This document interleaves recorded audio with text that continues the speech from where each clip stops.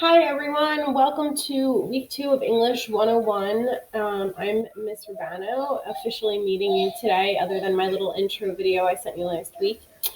I thought it would just be easiest to have a quick explanation of what's going on in class this week and some tips to help you out. So the first thing is, this is a writing class. I kind of discussed that in the syllabus if you haven't already read that. But when I say it's a writing class, we really need to talk about what that means. And what that means is we are learning how to use writing for a couple of different purposes.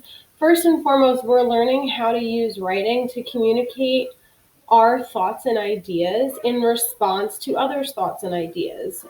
As much as we felt like we're living in a bubble, especially during quarantine, we don't live in a bubble. And everything we say and do exists in this greater context. And that's why we have they say, I say as our text. Because the concept of they say, I say is that when we write something, even if we think we're coming up with a new idea, our idea exists in the world with all of these other ideas. And that's really what we're working with here. So our focus for these first few weeks leading up to our first paper is going to be the concept of food and what that means in our society. And that's why our first article was how junk food can end obesity. And this week, you are going to be reading Escape from the Western Diet by Michael Pollan. And I know you probably remember that Friedman brings up Pollan's thoughts in his paper. That's because the paper you read last week was actually written in direct response to Michael Pollan's work. So now you're going to read the inspiration for that article. And I thought it would be interesting for you to read them in reverse order. So with that in mind, you are going to also be looking at chapter 2 of They Say, I Say, and I apologize, my daughter is yelling upstairs. You're going to be looking at chapter 2 of They Say, I Say, which is going to teach you another skill of summarizing. And a lot of you actually did a great job summarizing in your discussion board this week. So this is just going to help you focus your summaries so that you can use them to your advantage. And the other thing you're going to be looking at is your Little Seagull Handbook, which we didn't look at last week. And the Little Seagull Handbook is more of a writing manual than a textbook. And we're looking at the section on rhetorical analysis. Rhetorical analysis is really just a fancy way of saying you are going to analyze how something was written and why it was written that way. And it gives you a nice format. And the reason I wanted you to take a look at this is because sometimes we say like, okay, I want to respond to this article, but I don't know what to say or where to start. The formatting or information in a rhetorical analysis is a great place to start. So we're looking at, for example, like what's the argument?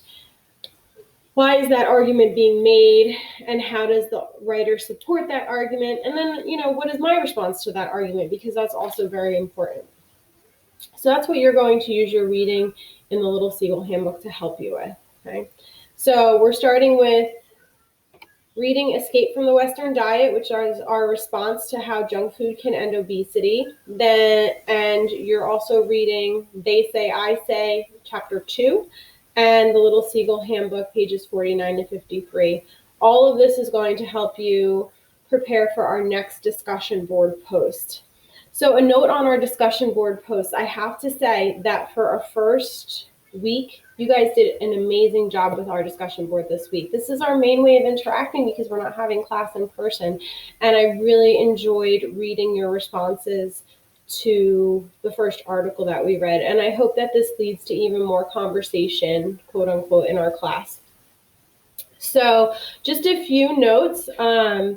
Capitalization and punctuation, I am an English teacher at heart, they matter.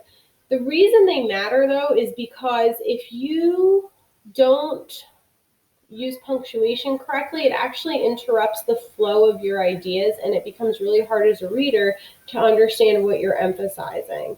So If it's something that you weren't really thinking about while you're writing, I'm asking you to start thinking about it while you're writing. It's okay if you don't understand a rule and that's why you're making the mistake. We will look at that a little more specifically, but I just want you to think about when you're posting on the discussion board, it's not quite like social media where punctuation and capitalization don't matter. They do matter because they help to put emphasis where you want emphasis and not where I want emphasis. So just pay a little bit of attention to that this week. The other thing is, and a lot of you did this already, so I just want to reiterate it. Don't give a general response. Give a specific response. Instead of saying like, oh, I thought Michael Pollan made, or excuse me, yes, Michael Pollan is who we're reading this week. Instead of saying, I thought Michael Pollan's argument was great. Well, what about his argument was great? Did you like one part of his argument but not another part of his argument? Did you like his writing style? If you did like his writing style, what about it did you like? Okay. So just make your response pretty specific. And then also use paragraphs if you're going to have a little bit of a longer response. Think about paragraphing because going back to my point about punctuation and capitalization, you want to make sure that your emphasis is in the right place, and sometimes your thoughts get lost in the middle of a very long paragraph. So think about how to strategically paragraph, okay? With that being said, I am going to say goodbye, and I will also post when we will have live assistance. So live assistance is going to be via Google Meet because I haven't figured out how to use WebEx yet. And I will just be on my webcam available for questions. Or if there's multiple people on, we can discuss what's going on this week and what you think about the articles. If we get to the point where nobody's showing up, then I'm going to take it down to once a week. Okay. Hope you're all doing well. Please email me if you need any assistance, and we will talk soon.